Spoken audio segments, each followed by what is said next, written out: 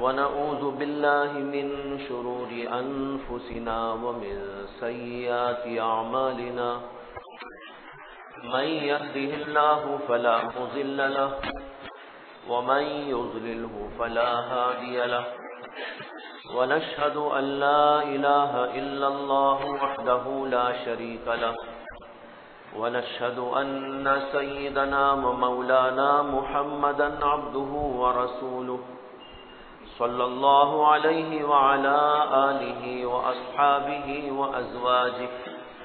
وأزواجه وذرياته وسلم تسليما كثيرا كثيرا. أما بعد فأعوذ بالله من الشيطان الرجيم. بسم الله الرحمن الرحيم. ود كثير من أهل الكتاب لو يردونكم من بعد إيمانكم كفارا حسدا من عند أنفسهم من بعد ما تبين لهم الحق فاعفوا واصفحوا حتى يأتي الله بأمره إن الله على كل شيء قدير. محترم حضرات، بھائیوں، بزرگوں، دوستوں، آپ حضرات کے سامنے گزشتہ جمعہ اسلام پر کیے جانے والے ایک اعتراض کا جواب شروع کیا گیا تھا. اسلام پر اعتراض کرنے والے لوگوں نے بہت سارے اعتراضات کیے ہیں، لوگوں کو شک و شبے میں ڈالا ہے، دین اسلام کی راہ میں رکاوٹیں پیدا کرنے کی کوششیں کی. جو اعتراضات ان لوگوں کی جانب سے کیے گئے، حضرات علماء نے بہت تفصیل کے ساتھ ان کے جوابات بھی دے دیے، لیکن ہم لوگ عام طور پر ان چیزوں کو پڑھتے نہیں اور نہ پڑھنے کا رواج ہے، نہ پڑھنے کے بعد دوسروں کو بتانے کا رواج ہے. اس لیے یہ خیال ہوا تھا کہ ایک سلسلہ یہاں یہ جاری کیا جائے. موجودہ حالات میں اسلام کے خلاف کی جانے والی سازشوں کے پس منظر میں، بالخصوص ہندوستان کے حالات کے پس منظر میں، جہاں روز کوئی نہ کوئی اسلام کی بات کو سامنے لایا جاتا ہے، اعتراض کا نشانہ بنایا جاتا ہے اور لوگوں کو بدظنی میں اور اسلام کے بارے میں شک و شبے میں مبتلا کرنے کی کوشش کی جاتی ہے. اور پھر اسی کے ساتھ یہ باتیں بھی سامنے آئی مختلف لوگوں اور مختلف علاقوں سے کہ اس طرح کے واقعات کے نتیجے میں بہت سارے مسلمان بے ایمان ہوتے جا رہے ہیں اور اسلام کو چھوڑ کر غیر اسلام کی طرف رخ کرتے جا رہے ہیں. اگرچہ واقعات ہماری تعداد کے لحاظ سے کوئی خاص ایسی بڑی تعداد تو نہیں ہے، لیکن ایک مسلمان کے لیے ایک واقعہ بھی بہت بڑا ہوتا ہے. ایک واقعہ بھی کہ ایک آدمی نے اسلام چھوڑ دیا، دین اسلام کو ترک کر کے کفر کی دلدل میں جا پھنسا، ایک واقعہ بھی مسلمانوں کے لیے بہت ہی عبرت خیز ہوتا ہے، افسوسناک ہوتا ہے. بہرحال اس قسم کے واقعات بار بار سامنے آنے کے بعد میں نے سوچا کہ اعتراضات کو اور پھر ان کے جوابات کو آپ کے سامنے دہرایا جائے جو علماء نے اپنی کتابوں میں دیے ہیں. انہی اعتراضات میں سے ایک اعتراض اسلام پر یہ تھا کہ دین اسلام تلوار کے زور سے پھیلایا گیا. نبی اکرم صلی اللہ علیہ وسلم نے لوگوں کو تلوار دکھا دکھا کر ان کی گردن پہ تلوار رکھ رکھ کر دین میں ان کو داخل کیا۔ حضرات صحابہ نے، خلفائے راشدین نے، اور پھر اس کے بعد لوگوں نے اسی طرح مسلمان بنانے کے لیے تلوار استعمال کی۔ یہ اعتراضات بڑی شدت کے ساتھ اور بار بار دہرایا جاتا رہتا ہے۔ میں نے بہت تفصیل کے ساتھ گزشتہ جمعہ آپ حضرات کے سامنے اس کا جواب دیا تھا۔ جواب کا خلاصہ یہ تھا کہ اسلام جب آیا ہے تو لوگوں نے اسلام کے خلاف سازشیں کی ہیں اور اس کو روکنے کی کوششیں کی ہیں۔ اسلام جب آیا اور لوگ روکنے کی کوششیں کر رہے تھے، اسی دور میں اللہ نے اسلام کو بلندی عطا کی اور اس کی اشاعت کا فیصلہ کیا۔ رکاوٹیں پیدا کی جا رہی تھی لیکن الحمدللہ اسلام پھیلتا جا رہا تھا۔ سوچنے کی بات یہ ہے کہ جب ساری دنیا اسلام کے خلاف تھی، مکے والے اسلام کے خلاف تھے، مکے کی پوری فضا اسلام کے خلاف تھی، تو وہاں پر اسلام میں جوگ در جوگ جو لوگ داخل ہوتے جا رہے تھے وہ کون سی تلوار کی بنیاد پہ داخل ہو رہے تھے؟ یہ تو تلوار نہیں تھی، یہ اسلام کے اخلاق کی بات تھی، اسلام کی سچائی و صداقت کی بات تھی۔ باوجود رکاوٹوں کے لوگ دین اسلام کے اندر داخل ہوتے چلے جا رہے تھے۔ یہ ایک پوری تاریخ ہے، اس کا بہت بڑا حصہ میں نے گزشتہ بار آپ کے سامنے رکھ دیا تھا۔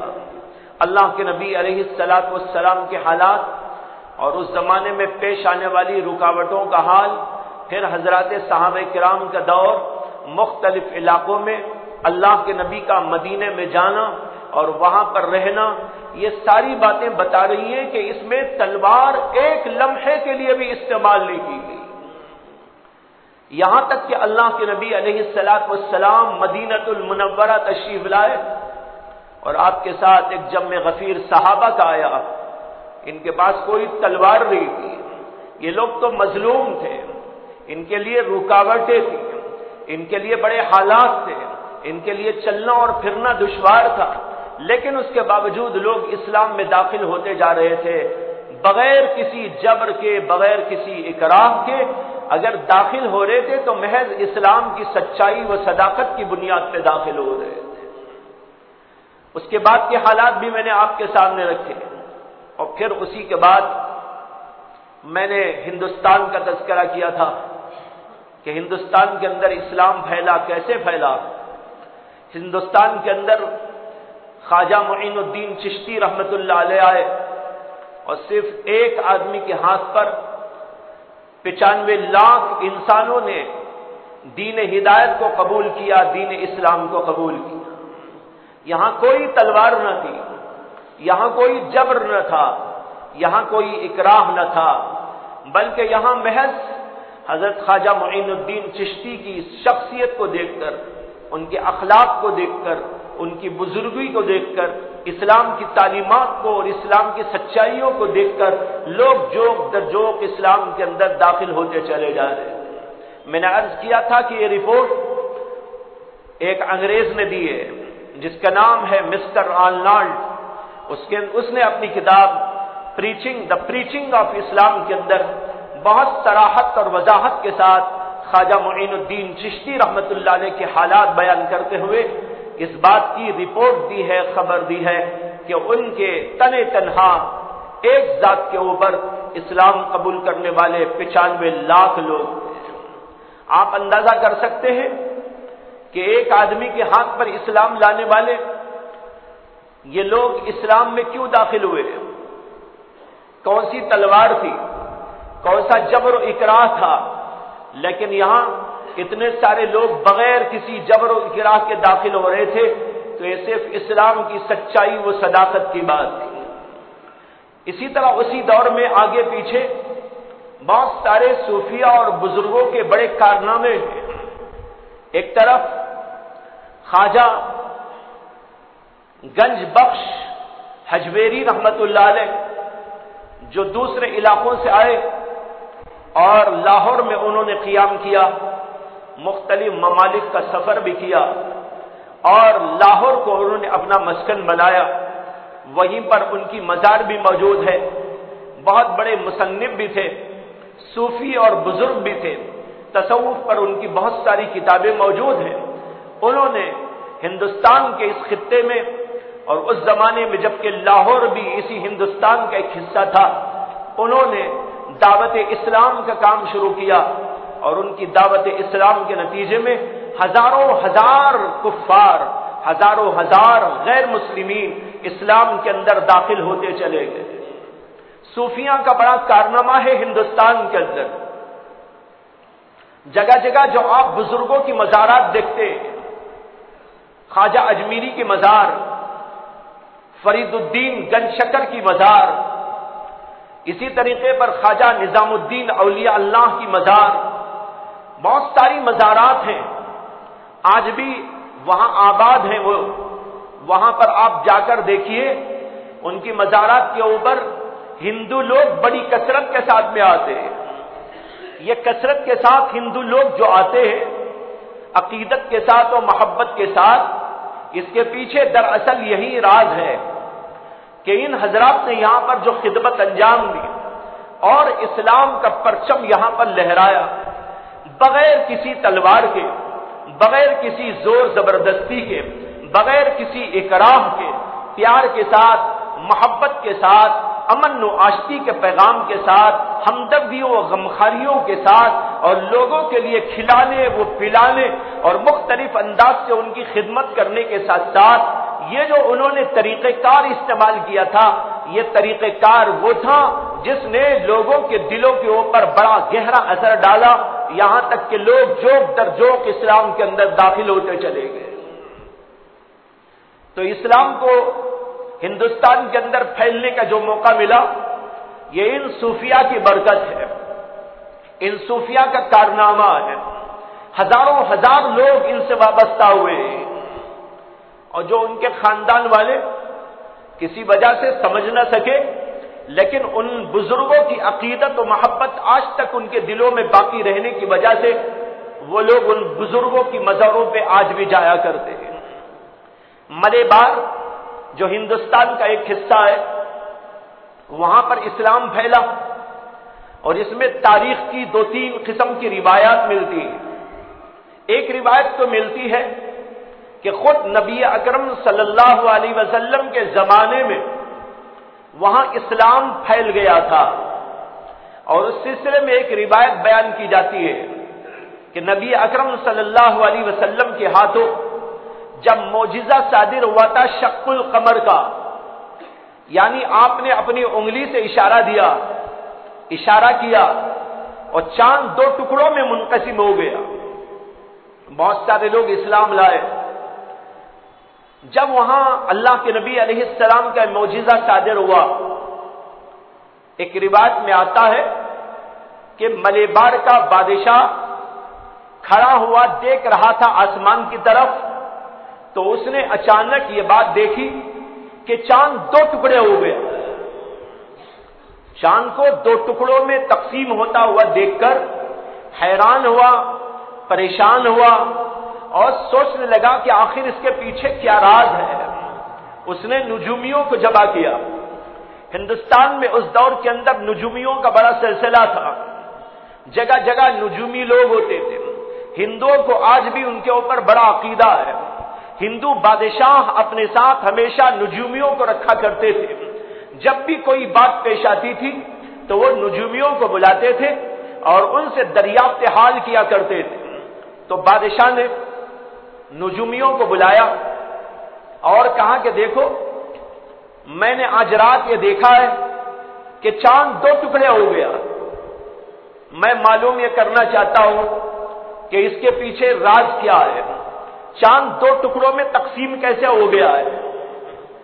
نجومیوں نے اپنے حساب و کتاب کو دیکھنے کے بعد، اپنے اصول و کلیات سے نتیجہ اخذ کرنے کے بعد یہ بات بادشاہ کو بتائی کہ ہمارے علم کے مطابق، علم نجوم کے مطابق، یہ جو واقعہ پیش آیا ہے یہ ایک پیغمبر کے معجزے کا نتیجہ ہے جو عرب کے اندر واقع ہوئے.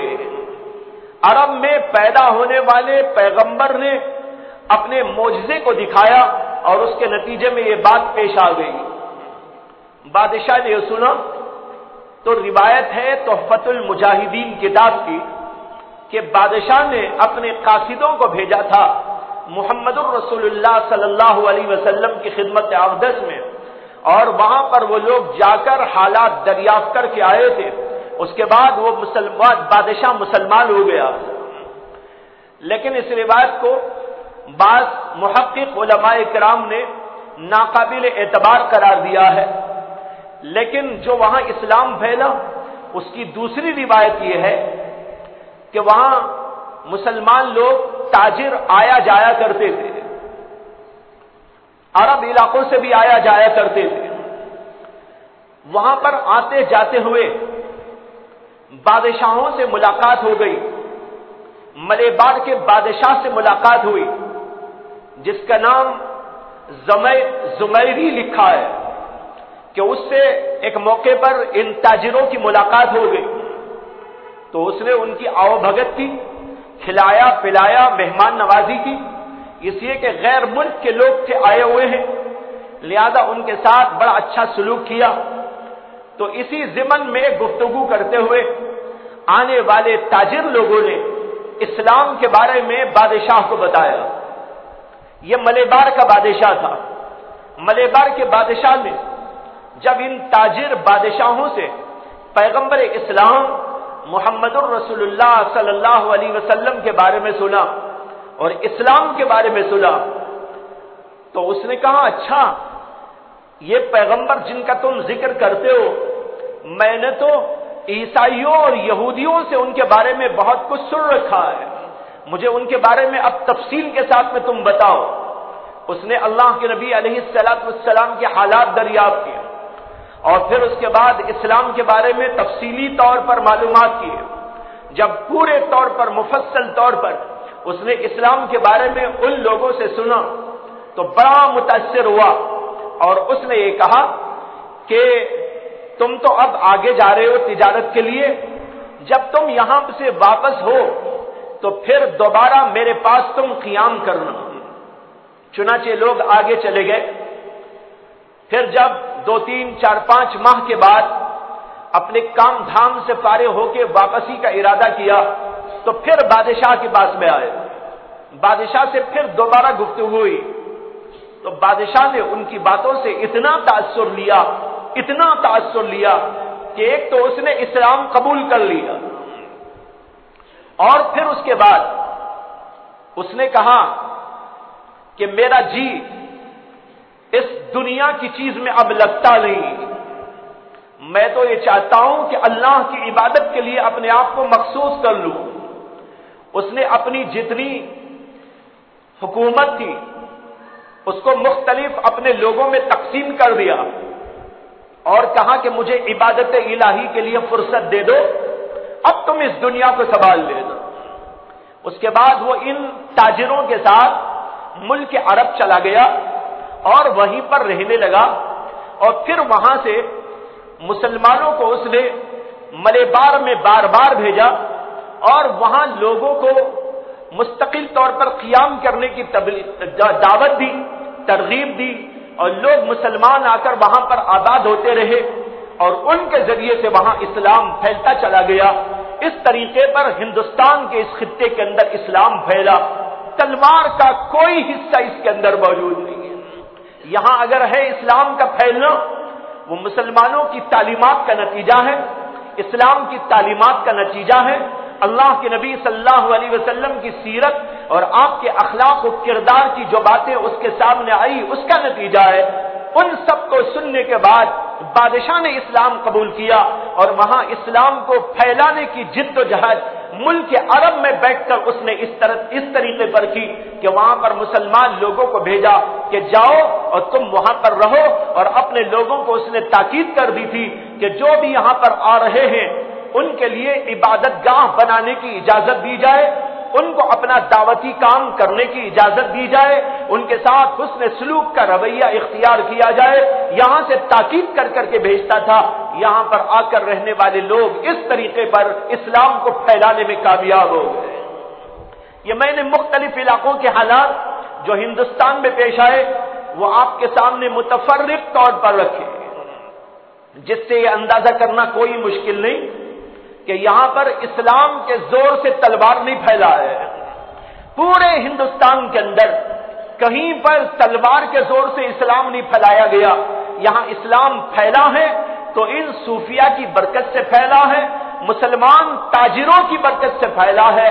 تو دو چیزیں یہاں کار فرما ہو گئی، مسلمان تاجرین جو حقیقت میں مبلغین ہوا کرتے تھے وہ آتے تھے اور ان کے ذریعے اسلام پھیل گیا، یہاں تک کہ بادشاہ لوگ تک ان سے متاثر ہو گئے۔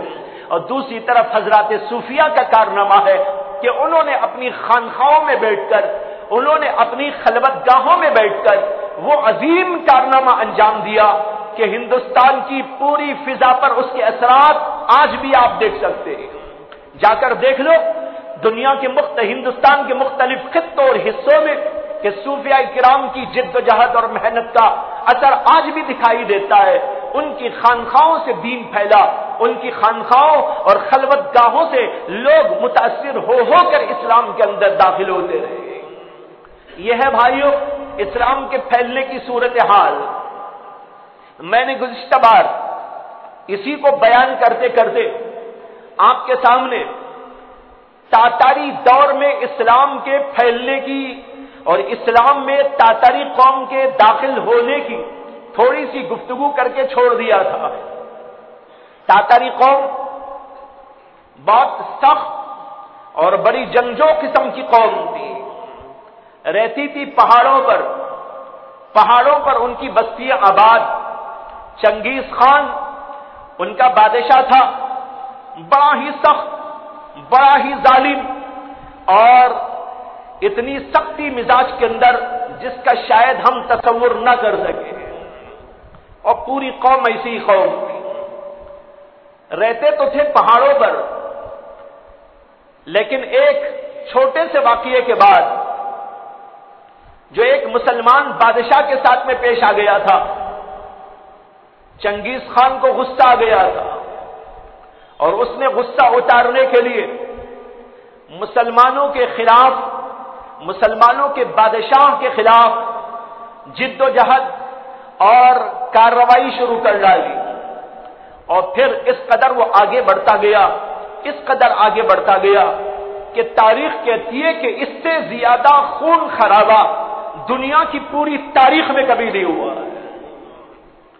علامہ ابن الاسیر بہت بڑے مورخ ہیں، بہت بڑے ہسٹورین ہیں، ان کی بہت بڑی عظیم الشان کتاب ہے تاریخ پر، ہسٹری پر، اس کا نام ہے الکامل فی التاریخ۔ اس کتاب کے اندر مصنف علامہ ابن الاسیر لکھتے ہیں، اور یہ علامہ ابن الاسیر اسی دور کے ہیں جس دور کے اندر تاتاریوں نے فساد مچایا تھا۔ وہ اس زمانے میں دنیا میں موجود تھے، انہوں نے اس زمانے میں اپنی آنکھوں سے دیکھا ہوا حال اپنی تاریخ کے اندر لکھا ہے۔ اس کے اندر وہ لکھتے ہیں جس شہر میں وہ لوگ داخل ہوتے تھے اس میں کوئی بچتا نہ تھا۔ اسی میں وہ لوگ علامہ ابن الاسیر لکھتے ہیں یہ لوگ جس شہر میں جاتے تھے وہاں پر سب لوگوں کو مار دیتے تھے، پھر آگے بستی کو جلا کے خاکستر بنا دیتے تھے، اور جو وہاں انسانوں کے سر جن کو وہ قتل کرتے تھے اس کے مینار بنا دیا کرتے تھے، سر کے اوپر سر، سر کے اوپر سر، سر کے اوپر سر۔ اور علامہ ابن الاسیر کی یہ بھی گواہی ہے کہ صرف شہر بغداد میں ایک دن کے اندر 2 لاکھ مسلمانوں کو قتل کیا گیا، یعنی ایک دن میں، صرف ایک دن کے اندر 2 لاکھ مسلمانوں کو صرف شہر بغداد کے اندر قتل کیا گیا ہے اور ان کے سروں کا مینار بنا دیا گیا۔ ایسی جنگجو قوم پورے مسلمانوں کے علاقوں میں گھس پڑی اور اپنے قبضے میں لیتی چلی جا رہی تھی، یہاں تک کہ تاتاری آباد ہو گئے بستیوں کے اندر۔ اسلام کو ضعف آ گیا، اسلام کو زوال آ گیا، اسلام کے اندر بظاہر کوئی طاقت نہ رہی، مسلمانوں کے اندر کوئی سکت و طاقت باقی نہ رہی، اور یہاں تک کہ حضرت علی میاں رحمت اللہ علیہ لکھتے ہیں، غالباً علامہ ابن الاسیر ہی کے حوالے سے انہوں نے ایک جگہ پر لکھا ہے، مجھے ابن الاسیر کے اندر یہ دیکھنے کا موقع نہیں ملا، اس لیے حضرت کے حوالے سے بیان کر رہا ہوں، انہوں نے لکھا ہے ایسا سخت ترین دور آیا تھا اسلام پر اور مسلمانوں پر کہ ایک تاتاری قوم کی عورت ایک بڑی مسلمانوں کی جماعت کو دیکھ کر، نوجوان جماعت کو دیکھ کر یہ کہتی تھی کہ تم یہیں پر ٹھہرو، یہاں سے ہٹنا نہیں ہے، یہاں سے بالکل تمہیں جنبش نہیں کرنا ہے، میں اپنے گھر جا رہی ہوں اور تمہیں قتل کرنے کے لیے تلوار لا رہی ہوں، یہیں پر ٹھہرے رہو۔ یہ کہہ کر وہ اپنے گھر جاتی تھی۔ اتنا روپ تھا تاتاری قوم کا، پوری قوم کا کیا ایک عورت کا، کہ 50-60 مسلمان نوجوان اس ایک عورت کی بات پر تھر تھر کانپتے ہوئے کھڑے ہو جاتے تھے۔ اندازہ کر لیجئے بھائیوں کیا حال ہوگا، یعنی ان کو بھاگنے کی بھی سکت نہ تھی، کم از کم اپنے آپ کو بچانے کے لیے وہ بھاگ جاتے، اتنی بھی طاقت ان کے پاس موجود نہیں ہے۔ یہ صورتحال ہو گئی تاتاریوں کے دور میں اسلام کی، تاتاریوں کے دور میں مسلمانوں کی۔ لیکن ایسی جنگجو قوم کے اندر اسلام کو پھیلانے والے، ایسی جنگجو قوم کے اندر سے مسلمانوں کو تیار کرنے والے یہ کون ہیں؟ یہ وہ اللہ والے ہیں جن کے دل اللہ سے ملے ہوئے ہوتے ہیں۔ انہوں نے تلوار کا کوئی استعمال نہ کیا، اور تلوار استعمال کرنے کا کوئی موقع بھی نہ تھا۔ کیسے استعمال کرتے؟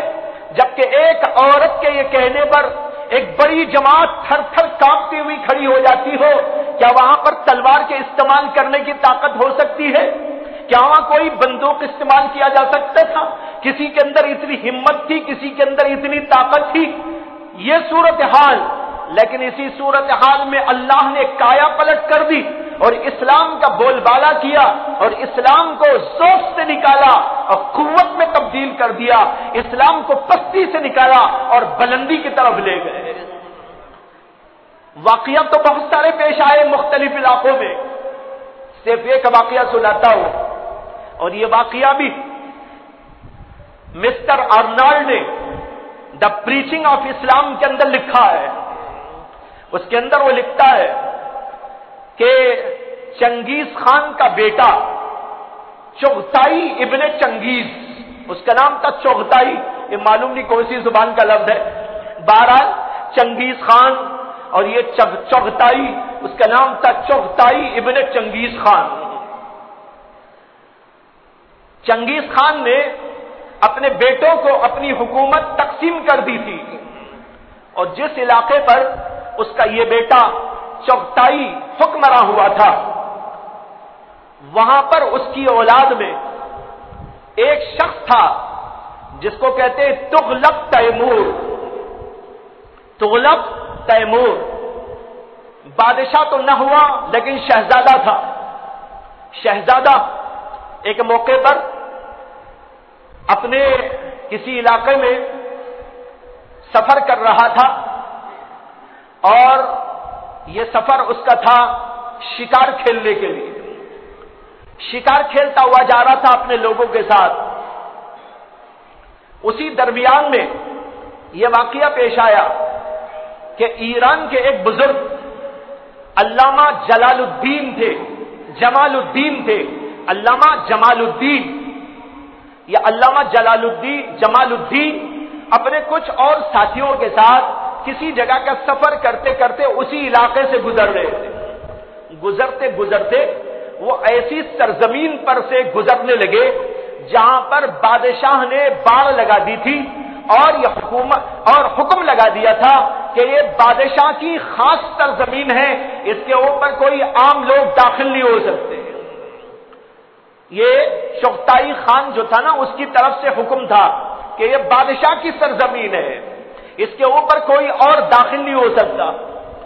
لیکن یہ علامہ جمال الدین جو آ رہے تھے، بیچارے ایران سے چلے آ رہے تھے، کہیں اور ان کو جانا تھا، چلتے چلتے چلتے جو آ رہے تھے اسی سرزمین میں وہ داخل ہو گئے جہاں پر کہ ان کا داخلہ ممنوع تھا. انہیں معلوم نہیں ہوا، معلوم نہ ہونے کی وجہ سے اسی کے اندر سے گزرنے لگی. تغلق تیمور اسی علاقے میں تھا، شکار کھیلنے کے لیے آیا تھا. جب اس نے دیکھا کہ یہ کوئی صاحب اپنے اور ساتھیوں کے ساتھ اس سرزمین میں داخل ہو گئے ہیں جہاں پر کہ داخلہ ممنوع ہے، تو اس نے اپنے لوگوں کو حکم دیا، شہزادے نے، کہ ان سب کو باندھ دیا جائے اور میرے سامنے پیش کیا جائے. شہزادے کے حکم پر علامہ جمال الدین کو اور ان کے ساتھیوں کو پکڑ لیا گیا اور ان کی مشقیں کسی گئی اور بادشاہ کے سامنے لا کے ان کو پیش کیا گیا. بادشاہ نے شہزادے کے سامنے لا کر پیش کیا گیا. شہزادہ بڑا غضبناک تھا. اس نے کہا کہ تم لوگ کون ہو، کہاں سے آئے ہو؟ انہوں نے کہا ہم اجنبی لوگ ہیں، ملک ایران کے رہنے والے ہیں، ہم کو فلاں علاقے میں جانا ہے، ہم سفر کرتے ہوئے جا رہے تھے. کہا تمہیں خبر نہیں کہ یہاں داخلہ ہونا ممنوع ہے، یہاں داخلہ تمہارا ممنوع ہے.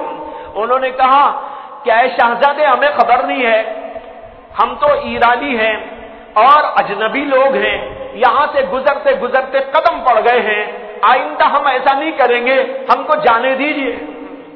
لیکن اس کا پارا بہت چڑھ گیا تھا. تیمور تغلق ان سے خطاب کرتے ہوئے کہنے لگا کہ تمہارے سے تو کتا بہتر ہے. کہنے لگا تمہارے سے تو کتا بہتر ہے. علامہ جمال الدین کی زبان سے نکلا آپ سچ کہتے ہیں، اگر ہمارے پاس دین اسلام نہ ہوتا تو واقعی ہم کتے سے بدتر ہوتے، لیکن اللہ کا شکر ہے کہ اس نے ہمیں ایمان کی دولت سے نوازا ہے. یہ سنتے ہی وہ شہزادہ سوچنے لگا یہ کیا بول رہے ہیں، دین اور اسلام اور ایمان اگر یہ مل گیا تو بہت اچھا، نہ ملا تو کتے سے بدتر، یہ کیا بول رہے ہیں. اس کا پارا ایک دم سے ڈاؤن ہو گیا، جو چڑھ گیا تھا ایک دم سے وہ ساکن ہو گیا اور کہنے لگا کہ مجھ کو یہ بتاؤ کہ تم کیا بول رہے ہو، شرح کرو اس کی. میں سمجھنا چاہتا ہوں کہ اگر دین موجود ہے تو تم کہتے ہو کہ جو ہے آدمی بہت اچھا، اگر یہ دین موجود نہیں ہے تو کتے سے بدتر. یہ جو تم نے تقسیم کی ہے میں اس کو سمجھنا چاہتا ہوں، مجھ کو سمجھاؤ. علامہ جمال الدین کو بہت اچھا موقع ہاتھ آیا. انہوں نے کہا دین اسلام کی تبلیغ کا بہت اچھا موقع آیا ہے. انہوں نے بڑے شاندار لہجے میں دین اسلام کے حقائق کو واضح کیا، اللہ کے نبی کی سیرت کو واضح کیا، دین اسلام کی صداقت و سچائیوں کو واضح کیا اور ایسا نقشہ کھینچا کہ بادشاہ جو ہے شہزادہ متاثر ہوئے بغیر نہیں رہ سکا. جب اس نے پوری بات سن لی تو کہا تمہاری اس بات سے میں یہ سمجھنے پر مجبور ہوا ہوں کہ جو ایمان لایا ہے وہی انسان کہلا سکتا ہے، اور جو آدمی ایمان سے نہ ہو وہ تو واقعی کتے سے بدتر ہوتا ہے. اب تو کتے سے بدتر میں ہوں، تم نہیں ہو. اب تو کتے سے بدتر میں ہوں، تم نہیں ہو. مجھے فوراً اسلام میں داخل. اسی وقت وہ اسلام میں داخل ہو گیا. یہ تاریخ کا واقعہ بتا رہا ہوں آپ کو اور یہ سمجھانا چاہتا ہوں کہ دیکھو دین یوں پھیلا ہے. تلوار کا کوئی زور نہ تھا، تلوار ادھر ہے، تلوار ادھر نہیں ہے. ادھر اخلاق کی تلوار ہے اور ادھر دوسری تلوار ہے. بادشاہ کا بیٹا شہزادہ، بڑے کر و فر کا مالک، اور اس کے باوجود وہ یہاں پر ایک دم سے اخلاق کی تلوار سے متاثر ہو جاتا ہے، دین اسلام کی صداقتوں اور سچائیوں سے متاثر ہو جاتا ہے اور کہتا ہے کہ میں دین میں داخل ہوتا ہوں، مجھ کو دین میں داخل کر لو. اسلام کو سمجھ کر قبول کیا اور دین اسلام میں داخل ہو گیا. لیکن اس نے شیخ جمال الدین سے کہا کہ ابھی تو میں بادشاہ نہیں ہوں، میں ابھی شہزادہ ہوں اور میں یہ بات آشکارا کروں گا تو میرے لیے بڑے مسائل پیش آئیں گے. میں ابھی اپنے اس دین کو، ایمان کو چھپائے رکھنا چاہتا ہوں. تم بھی میرے بارے میں اس بات کو چھپا کے رکھو. اللہ موقع دے گا تو میں بادشاہ بنوں گا اور بادشاہ بننے کے بعد اسلام کی صداقت و حقانیت کو واضح کر کے رکھوں گا اور اپنے لوگوں کو دین اسلام میں داخل کروں. انہوں نے کہا بہت اچھا. وہاں سے بڑی عافیت و خیریت کے ساتھ جو ہے رخصت ہو جاتے. اور یہ بھی وہ جو ہے شہزادہ کہتا ہے کہ جب میں بادشاہ بن جاؤں اور آپ تک اس کی خبر پہنچ جائے تو میں آپ کو اللہ کا واسطہ دے کر گزارش کرتا ہوں کہ آپ ضرور میرے سے ملنے کے لیے آئے. میں اس وقت اسلام کے لیے جو کچھ ہو سکے گا کر کے رہوں. یہ شیخ جمال الدین سے بات چیت ہوتی ہے. اس کے بعد شیخ جمال الدین اپنے کام پہ چلے جاتے.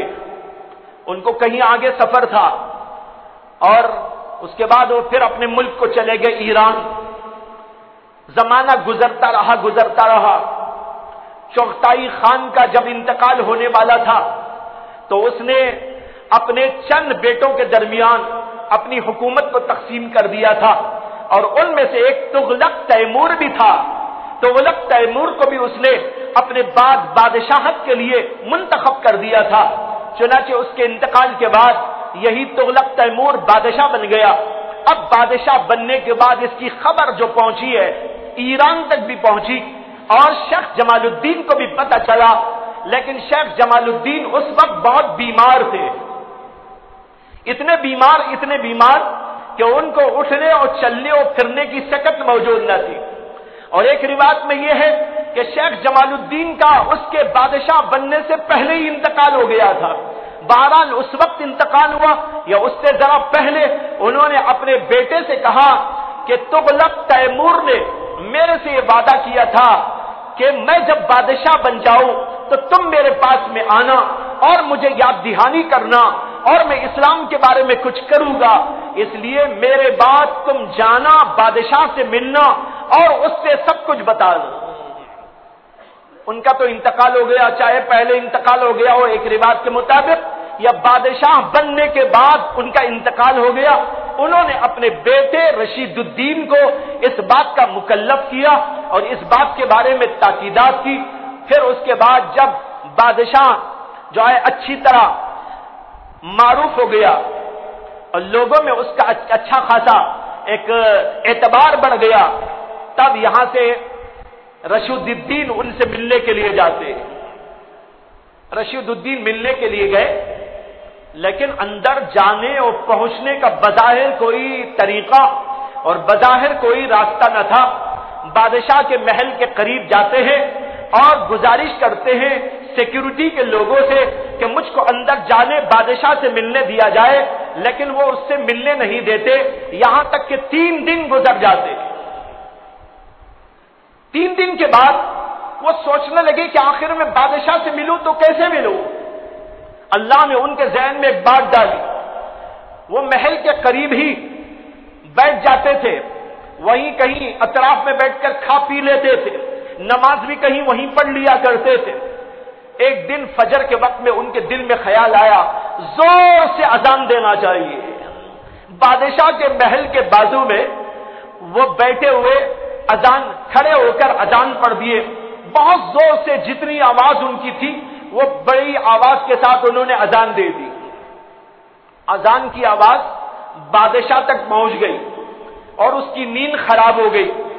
نیند خراب ہوئی تو بڑبڑا کے اٹھا, اپنے لوگوں سے کہنے لگا کیا ہے یہ چیخ جو آ رہی ہے, کون یہ زور زور سے بول رہا ہے کہ میری نیند اس نے حرام کر دی. لوگوں نے کہا کہ یہاں پر ایک کوئی صوفی صاحب بیٹھے, وہ یہاں 2-3 دن سے گشت کر رہے ہیں, ملنے کے لیے بھی کچھ کہہ رہے ہیں لیکن ہم نے ان کو ملنے نہیں دیا تھا. آج انہوں نے زور سے اپنی اذان پکار دی ہے. بادشاہ کو فوراً یاد آیا ہو سکتا ہے کہ یہ وہی ہو جس کو میں نے وعدہ دیا تھا. فوراً اندر بلاتا ہے. اندر پہنچنے کے بعد رشید الدین اپنے والد کا تعارف کراتے اور والد کے تعارف کے بعد کہتے ان کا انتقال ہو گیا. انہوں نے مجھے وصیت کی تھی کہ آپ کے بادشاہ بننے کے بعد میں آپ کی خدمت میں حاضری دوں اور پھر آپ کو یہ وعدہ یاد دہانی کرو جو آپ نے میرے والد سے کیا تھا اور انہوں نے مجھ کو یہ بھی بتایا تھا کہ آپ الحمدللہ اسلام کے اندر داخل ہو چکے ہیں، یہ اسلام کا پیغام آپ نے عام کرنے کا وعدہ کیا تھا، اس کی یاد دہانی کے لیے میں آیا۔ بادشاہ نے بڑی آؤ بھگت کی اور ان کے ساتھ بڑا اچھا سلوک کیا۔ اس کے بعد اس نے اقرار کیا کہ ہاں الحمدللہ میں تو اسی وقت سے مسلمان ہوں اور اب تک اسی پر قائم و دائم ہوں، لیکن مجھے اسلام کے بارے میں تفصیلات کچھ نہیں معلوم، تم یہاں پر رہو اور مجھے اسلام سکھاؤ اور پھر تم کو میں موقع دوں گا، یہیں پر تم اسلام کو پھیلانا۔ پھر اس کے بعد بادشاہ کی بات جب آتی ہے باہر کہ بادشاہ مسلمان ہو گیا، تو تاریخ بتاتی ہے لاکھوں لاکھ تاتاری لوگ صرف تغلق تیمور کے اسلام لانے کی بنا پر اور اس کی اس خبر کے اوپر دین اسلام کے اندر داخل ہوتے ہیں۔ یہاں کوئی تلوار نہ تھی، یہاں پر اسلام یوں پھیل گیا ہے۔ بھائیو، یہ ہے اسلام کی تاریخ۔ جو لوگ یہ کہتے ہیں کہ اسلام تلوار کے زور سے پھیلا، وہ ذرا سوچ لے، غور کر لے، کہیں آپ کو نہیں ملے گا کہ اسلام میں تلوار کی زور پر کسی کو اسلام میں داخل کیا گیا ہو۔ اور میں قرآن کی آیتیں آپ کو بتا چکا ہوں، قرآن کہتا ہے لا اکراہ فی الدین، دین اسلام کے اندر تو جبر ہے ہی نہیں۔ اور یہ نکتہ بھی میں کہہ چکا ہوں آپ کو، اسلام یہ کہتا ہے اگر کوئی کسی کے جبر سے مسلمان ہو جاتا ہے تو ایسا اسلام خدا کے ہاں معتبر بھی نہیں۔ تو کیوں بنائے گا کوئی مسلمان کسی کو جبر سے کیوں منائے گا، ظلم سے کیوں منائے گا؟ ظلم و جبر کا اسلام تو اسلام میں قابل قبول ہی نہیں ہے، اللہ کے پاس قابل قبول نہیں ہے۔ اللہ کے پاس وہ اسلام قابل قبول ہے جو آدمی دل سے لاتا ہو، جو اپنے ارادے سے لاتا ہو، اپنی مشیت سے لاتا ہو اور اپنے دل کی گہرائیوں سے لاتا ہو اور اللہ کو سچا سمجھ کر، اللہ کے دین کو سچا سمجھ کر قبول کرتا ہو، وہ دین اصل میں اللہ کو پسند ہوتا ہے۔ کسی جبر و اکراه سے لانے والا دین کوئی دین نہیں۔ اس پوری تفصیل سے بھائیوں یہ بات الحمدللہ اشکارا ہو گئی کہ دین اسلام اپنی صداقت کی بنیاد پر اور اپنی تعلیمات کی سچائیوں کی بنیاد پر اور اس کی معقولیت کی بنیاد پر اور ہر زمانے میں چلنے کی صلاحیت کی بنیاد پر اور اس کو لے کر دنیا میں آشکارا کرنے والے لوگوں کے اخلاق و کردار اور ان کی عظیم خدمات کے نتیجے میں اسلام دنیا میں پھیلا ہے، کسی تلوار کی بنیاد پر نہیں پھیلا ہے۔ وآخر دعوانا ان الحمدللہ رب العالمین۔ آخر میں یہ اعلان ہے کہ آج ایک صاحب یہاں مسلمان ہونے کے لیے آئے ہیں، میں داخل کرنا ہے، اسلام ہی کی بات آ گئی، یہاں بھی کوئی تلوار نہیں بن رہے، تلوار کی آ رہے، موضوع بھی یہی ہے، اللہ نے اس کی دلیل خود بخود قائم ہو گئی۔ اب آپ کے سامنے وہ آئے گے، ان کو کلمہ پڑھایا جائے گا، آپ سب لوگ ان کے حق میں دعا کریں۔ آ جائیے سامنے۔